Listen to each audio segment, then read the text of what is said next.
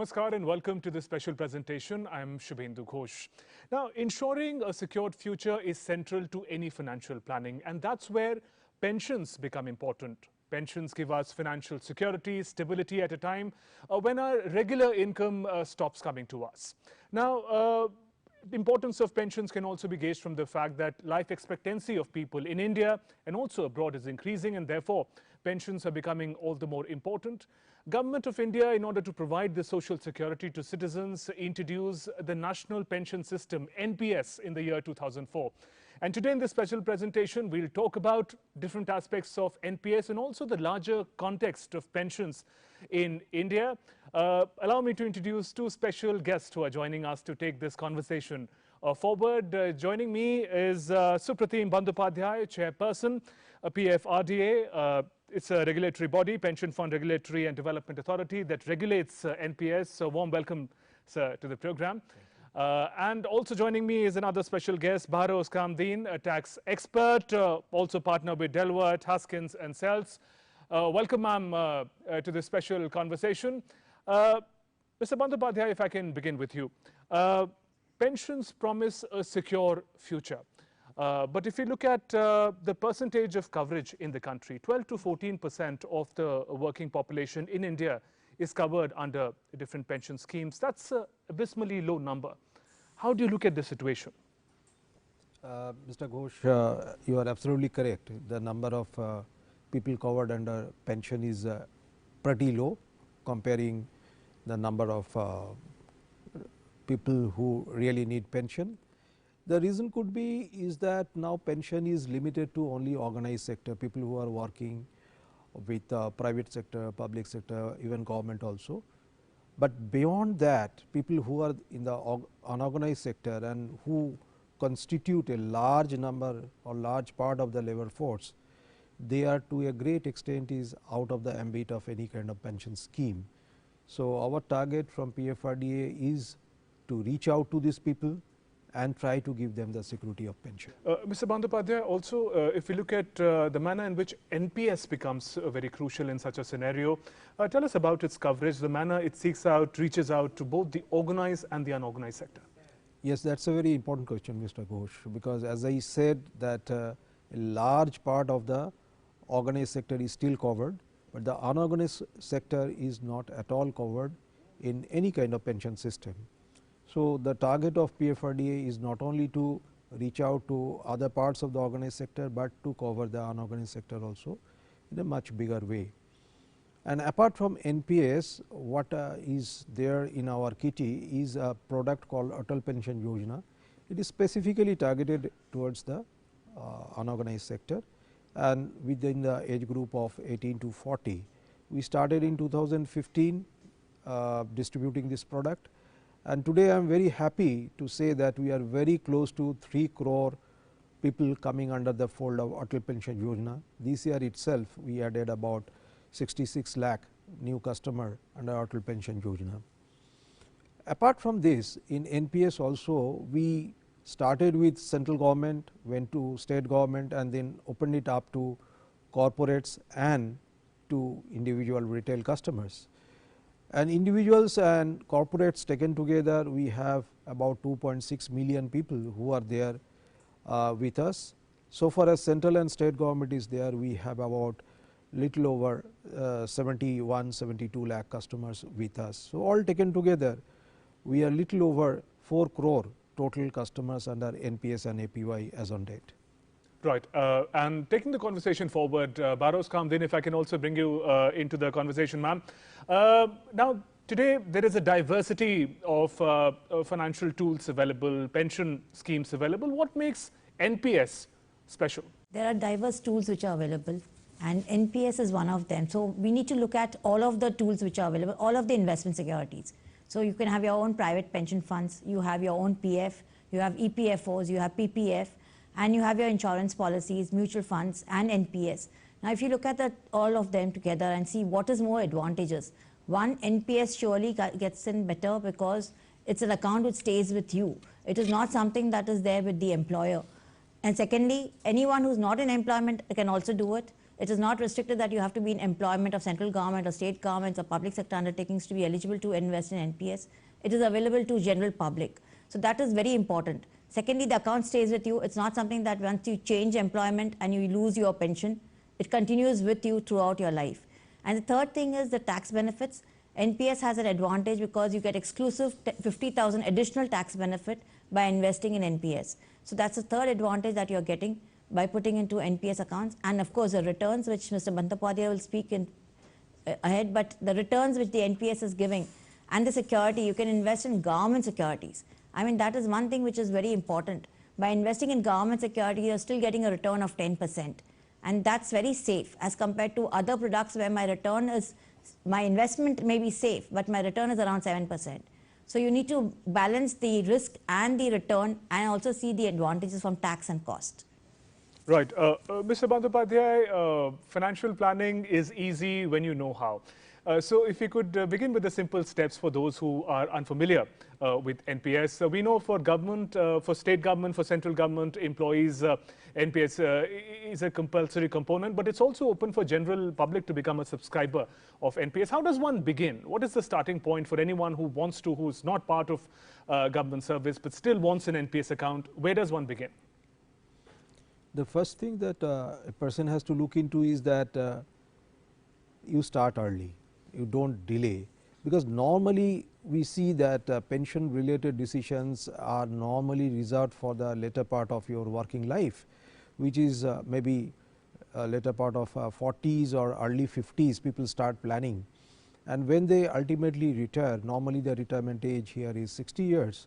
By the time they generate only a very small minuscule kind of a corpus, and which really cannot sustain them. Madam has already told that the longevity has increased. I just want to give you a feeling about it.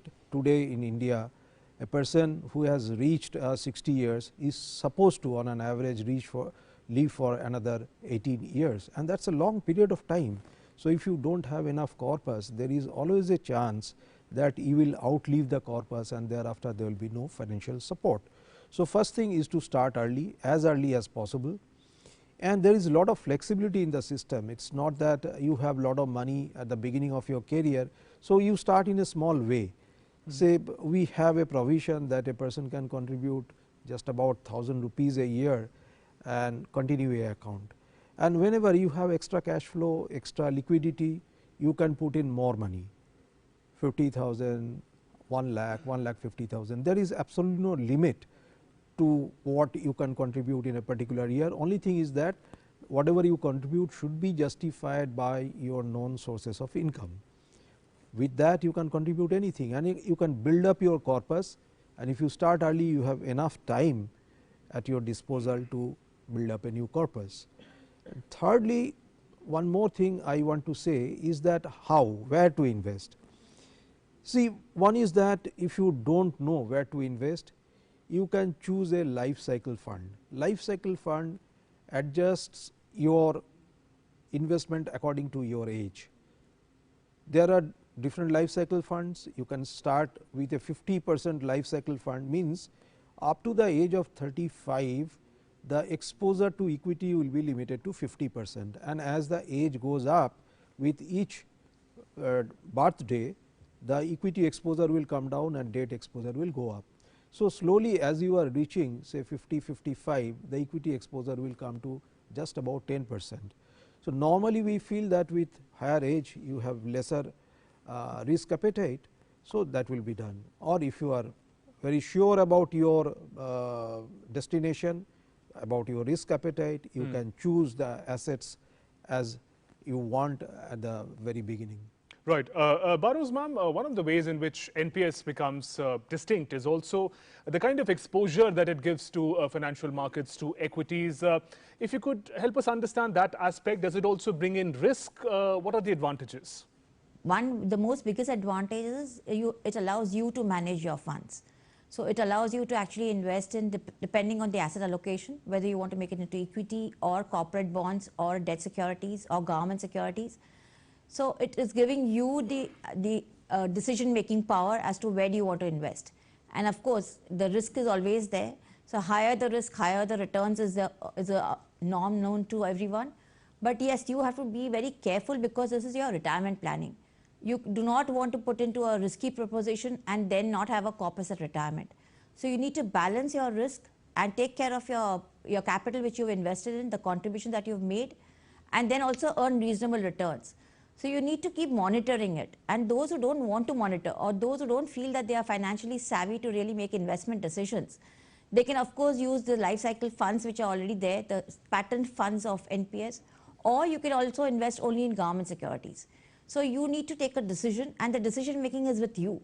So at least you are aware that where you're investing and how much you're investing in, and then spread across your asset allocation.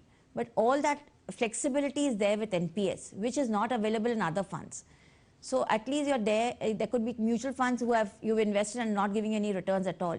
Here the flexibility lies with you as to where you want to invest, how much you want to earn, and whether you want to change that investment during the life cycle itself.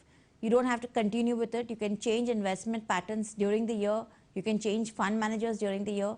So in that manner, NPS is advantageous. Right, so the flexibility that it offers, that makes NPS quite distinct. We're heading for a short break here. Our conversation about national pension system will continue when we return.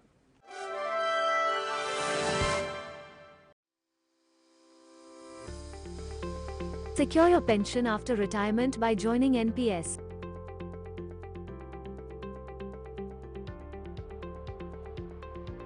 Any Indian citizen aged 18 to 65 years can enroll in NPS and receive pension benefits.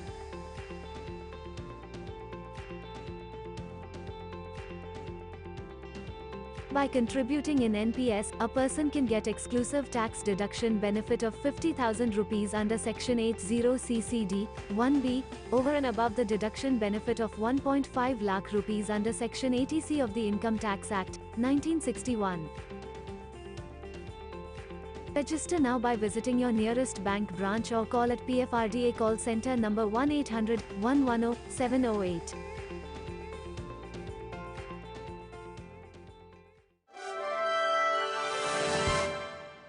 Welcome back to this special presentation. We are talking about national pension system, and the chairman of PFRDA, Supratim Bandyopadhyay, continues to be with us. Sir, if we take the conversation forward, this scheme was launched in 2004. Since then, how has been the performance, considering that it's linked to the market as well? And what is the manner in which PFRDA regulates the operations of NPS? Yes, actually, everybody would like to know the kind of returns, the kind of performance that we have given during this period. The scheme started in 2004, but the money started flowing in to the system sometime in 2008. So we have a track record of almost close to 13 years now, and I am very happy to tell you that central government scheme, means which contains central government subscriber and central autonomous body subscribers, over these 12-13 years has given a compounded annual growth rate of 10%, having 15% equity in the overall exposure. And so far as state government schemes are concerned, we started maybe 1 year later, there also our track record says it is little over 9.90% compounded annual growth. So if you look at it, I believe taking an exposure of only 15% and equity, and with so much of volatility in the market, our fund managers have done a very, very decent job. And Barrows ma'am, if I can come to you, particularly to understand the role of fund managers.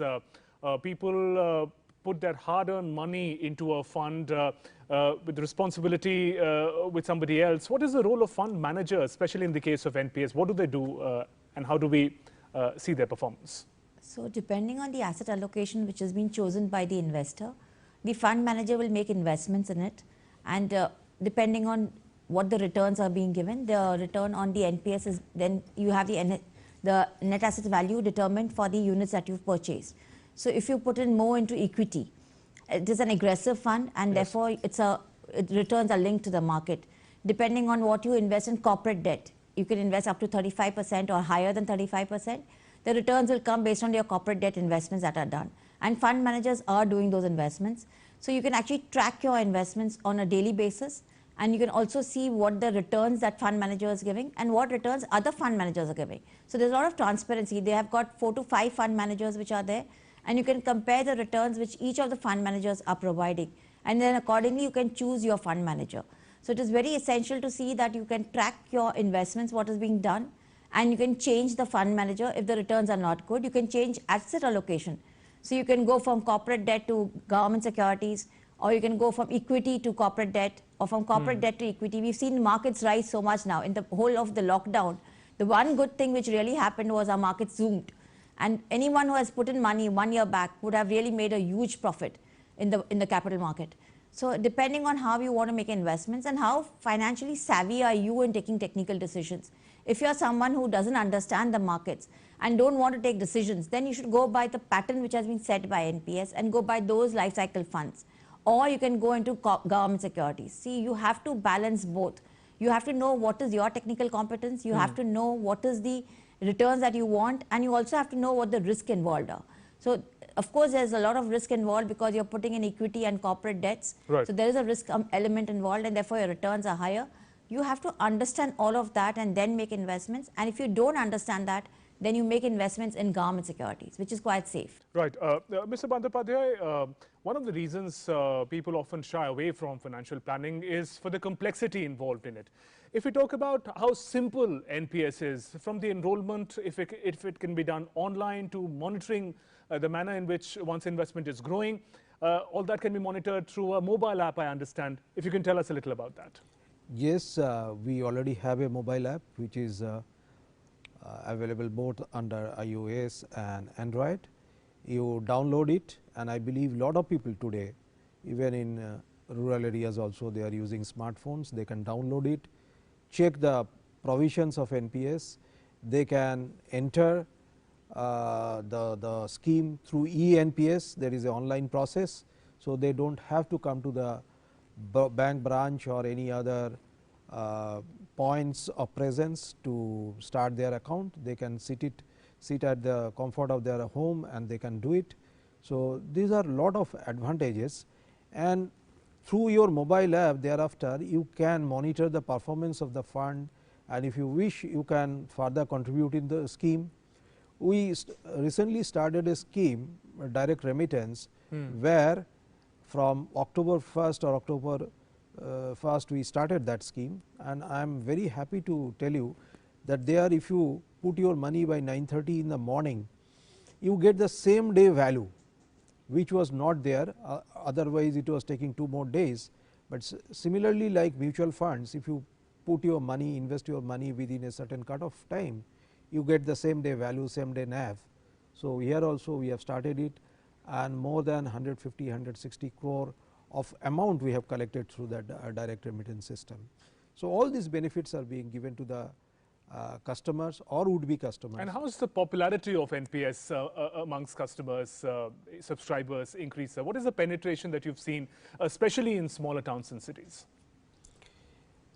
Actually, we have some data.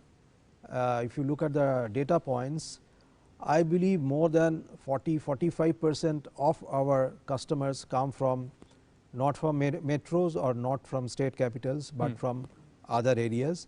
So I believe people coming from that area, they also have seen the importance of NPS, the kind of tax benefit, the kinds of returns that they are getting, and they are also slowly joining into the scheme. And we'll continue our conversation on national pension system. We're heading for a short break. We'll be right back.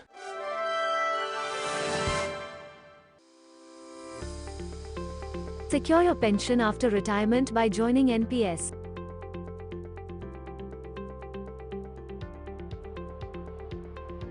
Any Indian citizen aged 18 to 65 years can enroll in NPS and receive pension benefits.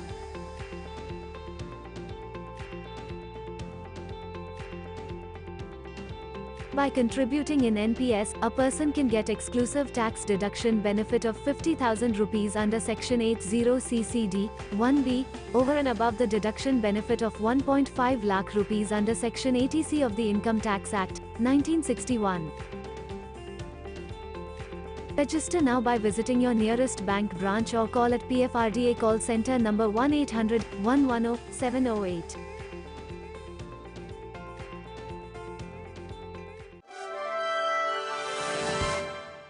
Welcome back to this special presentation. We are talking about national pension system, the different aspects of it. Let's connect with our tax expert, Bharos Kamdin. Ma'am, we're talking about a pension plan. A person perhaps who's 25, 30 years old is investing into a fund that he or she will be able to utilize when they retire, when they turn 60. How does one imagine how much money should one put in? Is there a formula to it? How do we imagine how much money we'll need when we retire and turn 60? So if you look at it, generally the rate of return, if you look at the rate of return is around 7%, 8%.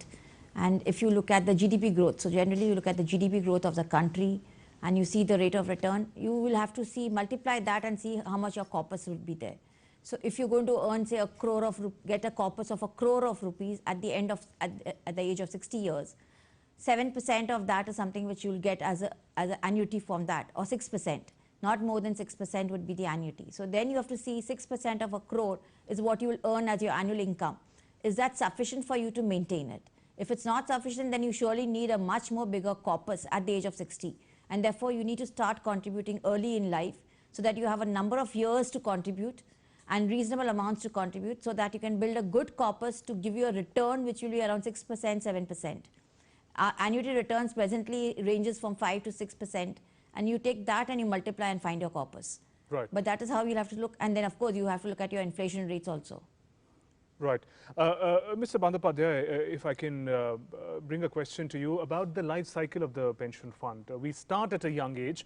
By the time we're 60, we're eligible to receive the pension. If you could tell us, how does it work? When one turns 60, what is the withdrawal procedure? What part of the fund can one get lump sum? What part into an annuity? See, what we have enabled in the system is that post retirement, a person can take as high as 60% of the total corpus as a one time lump sum, and that entire 60% is tax free, and the balance 40% has to be compulsorily annuitized. Why compulsory annuitization? Is that the system is created to give a regular income to that person.